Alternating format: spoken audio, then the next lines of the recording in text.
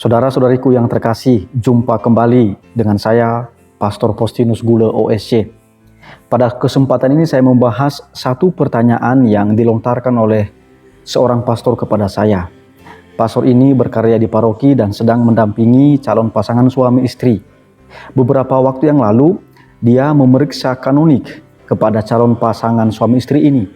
Dan dia sangat heran karena satu hari sebelum dia melakukan pemeriksaan kanonik, dia menerima WhatsApp yang berisi pesan supaya pastor menunda atau tidak menikahkan anaknya kepada calon pasangannya. Mengapa? Karena menurut bapak ini belum pernah anaknya ini memberitahu kepadanya bahwa dia akan menikah secara Katolik. Ya, orang Katolik dan juga calonnya orang Katolik. Lalu pastor ini yang mendampingi calon pasangan suami istri ini bertanya kepada saya, "Pastor Postinus, apa kira-kira yang harus saya lakukan sehingga saya bisa memberikan nasihat kepada calon pasangan ini dan juga kepada orang tuanya yang meminta anaknya tidak dinikahkan sementara, jadi ditunda perkawinannya?" Pada kesempatan itu juga saya heran. Mengapa? Karena perkawinan itu sangat penting ya. Itu bukan hanya status hidup bagi kita orang Katolik, tetapi juga sekaligus panggilan. Dan kita tahu itu misalnya di dalam kitab Kejadian, itu ya, bahwa mereka yang bersatu di dalam ikatan perkawinan itu diberkati oleh Allah, bahkan disampaikan oleh Allah, beranak cuculah dan semakin bertambah banyaklah, penuhilah bumi, ya. Jadi itu Allah sendiri sudah menghendaki adanya perkawinan. Bahkan di dalam Injil Matius bab 19 ayat 5-6 juga ditegaskan oleh Allah di sana, disabdakan bahwa apa yang sudah dipersatukan oleh Allah tidak boleh diceraikan oleh manusia. Begitu juga di dalam Injil Markus bab 10 ayat 7-9. Hampir sama bunyinya dengan Matius tadi. Dikatakan juga, bukan lagi mereka dua, tetapi satu daging. Apa yang sudah dipersatukan oleh Allah tidak boleh diceraikan oleh manusia. Jadi, perkawinan ini merupakan panggilan hidup yang suci dan juga status hidup yang luar biasa. Maka mestinya karena ini penting, karena ini berkaitan dengan status hidup dan juga panggilan, mestinya juga dibicarakan kepada orang yang paling dekat. Maka sangat aneh kalau justru tidak memberitahukan kepada orang yang paling dekat. Misalnya seperti orang tua atau saudara-saudari. Maka yang perlu dilihat di sini pertama-tama tentu saja pastor ini yang mendampingi di paroki perlu mencari informasi yang berimbang. Mengapa anak ini tidak sampai memberitahukan kepada orang tuanya bahwa dia akan menikah? Jangan-jangan ada masalah di antara mereka. Oke, nah ini di-clearkan. Tetapi nanti juga bisa ditemukan hal-hal lain. Misalnya, jangan-jangan anak yang mau menikah ini, itu sebenarnya dia memiliki masalah komunikasi. Ya, tidak gampang dia berkomunikasi kepada orang. Nah ini bisa mengganggu bahtera keluarga mereka nanti kalau mereka sudah menikah. Karena salah satu penyebab masalah di antara pasangan suami istri adalah soal komunikasi ini. Suami tidak berkomunikasi kepada istrinya atau kurang berkomunikasi, begitu juga istri kurang berkomunikasi.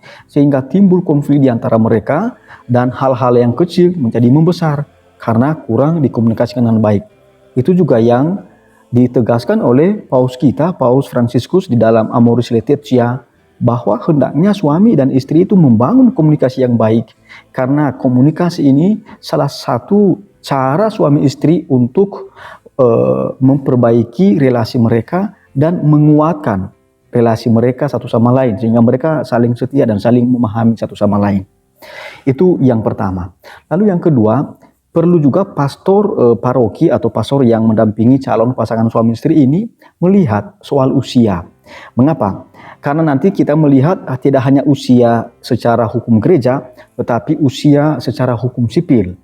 Kalau dalam hukum gereja, kanon ya 1083, dikatakan di sana bahwa usia itu harus genap 16 tahun bagi laki-laki dan 14 tahun bagi perempuan.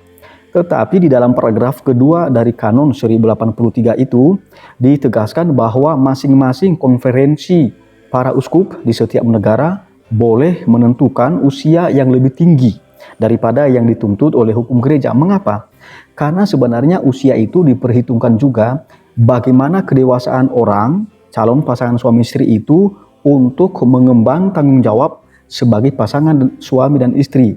Kalau dalam usia 16 laki-laki dan 14 perempuan dikira bahwa belum mampu untuk mengemban tugas-tugas sebagai suami dan istri, maka usia ini perlu lebih tinggi. Oleh karena itu di Indonesia kita rata-rata usia perkawinan itu 19 tahun atau 21 tahun. Yang saya jelaskan itu tadi kan undang-undang gereja ya, kitab hukum kanonik. Nah, sekarang kita lihat misalnya Undang-Undang Negara Republik Indonesia.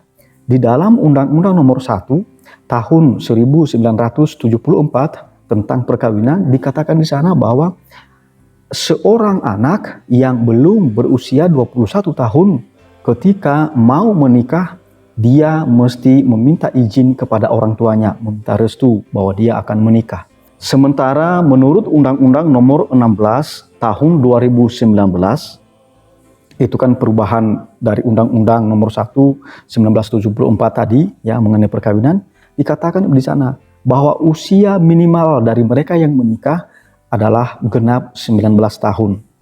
Jadi kita sebagai orang Indonesia yang 100% Katolik tetapi sekaligus juga 100% sebagai warga negara Indonesia mesti menaati dua hukum ini, baik hukum gereja maupun juga hukum sipil. Maka ini perlu dilihat apakah usia mereka sudah di atas 19 tahun atau apakah sudah 21 tahun. Ya, ini maka selalu diperhitungkan. Karena kalau tidak, maka mereka juga mesti meminta restu kepada orang tua. Nah, kalau meminta restu kepada orang tua, maka mereka mesti memberitahukan kepada orang tua bahwa mereka akan menikah. Itu yang kedua. Tapi ada yang ketiga. Jangan-jangan calon ini yang tidak memberitahu kepada orang tua bahwa dia akan menikah memiliki cacat berkaitan dengan penilaian diskresi. Jadi grafis defectus ya, cacat berat mengenai penilaian diskresi. Nah, bagaimana konkretnya ini? Nah, konkretnya ini begini. Orang-orang yang memiliki cacat berat mengenai penilaian atas diskresi ini adalah indikasinya misalnya ya, dia kurang bisa menentukan mana yang prioritas, mana yang penting, mana yang kurang prioritas, mana yang kurang penting. Maka kalau seandainya dia tahu bahwa menikah itu adalah hal yang penting, maka mestinya dia memperlakukan hal yang penting ini juga prioritas. Karena dia memperlakukan hal penting, maka mestinya dia memberitahukan kepada orang-orang terdekatnya, orang tua atau saudara-saudarinya. Jadi jangan-jangan dia itu tidak bisa membedakan mana yang penting, mana yang kurang penting. Nah, menurut Kanon 1095 nomor 2, mereka yang memiliki cacat berat dalam penilaian diskresi itu sebenarnya tidak bisa memberikan kesepakatan secara benar dan penuh dan bebas. Mengapa? Karena dia tidak bisa melihat mana penilaian yang paling bagus, yang mana penilaian yang sesuai dengan apa yang dituntut ketika memberikan kesepakatan perkawinan itu. Karena kesepakatan perkawinan itu harus datang dari kehendak positif seseorang, lalu disampaikan secara penuh, bebas, dan benar. Ya. Jadi di dalamnya harus sungguh-sungguh disampaikan dengan penuh kesadaran dan juga disampaikan dengan bertanggung jawab. Nah, orang-orang semacam ini kalau seperti itu tadi, kalau memiliki cacat dalam penilaian, ya dia nggak bisa menilai, dia nggak bisa menentukan mana yang penting, mana yang kurang penting gitu ya. Bahkan kadang-kadang nanti kebalik-balik gitu ya. Hal yang kurang penting dia anggap penting. Hal yang penting bagi pandangan umum lalu dia menganggap kurang penting. Maka dia memiliki indikasi bahwa dia ini cacat berat dalam penilaian atas diskresi. Itu yang ketiga ya. Lalu hal yang keempat, dalam Kanon 1066 itu sudah ditegaskan bahwa sebelum dilangsungkan perkawinan maka pastor yang mendampingi calon pasangan atau pastor paroki itu mesti memastikan segala sesuatu tidak ada satu hal pun yang menggagalkan atau membuat perkawinan itu tidak sah. Maka ya masukan dari orang tua atau komplain dari orang tua atau dari orang-orang dekat dari calon ini mesti diperhitungkan oleh pastor yang mendampingi calon atau pastor paroki itu sendiri. Tetapi kalau setelah melihat semua informasi lalu menimbang semuanya tidak ditemukan bahwa calon pasangan ini memiliki halangan atau tidak dilarang oleh hukum, mereka berhak untuk menikah, maka pastor paroki harus berani memastikan bahwa mereka ini memiliki hak untuk menikah, lalu memiliki status liber, dan juga tidak terkait dengan cacat berat mengenai penilaian diskresi, maka mereka mesti dinikahkan, ya, diberikan hak itu untuk menikah secara Katolik dan tidak mengikuti keegoisan orang tua yang justru menghambat anaknya untuk menikah. Jadi kita mesti tunduk kepada aturan gereja. Itu yang perlu diperhatikan kalau ada pertanyaan-pertanyaan semacam ini atau menghadapi masalah semacam ini. Saya rasa saudara-saudariku yang terkasih, di beberapa paroki kadang-kadang kita mengalami masalah yang seolah-olah sederhana, tetapi kalau dilihat-lihat itu ya, ditelusuri dengan baik, maka bisa muncul hal-hal yang lain. Oleh karena itu, kalau ada masalah-masalah semacam ini, kita tidak boleh meremehkan.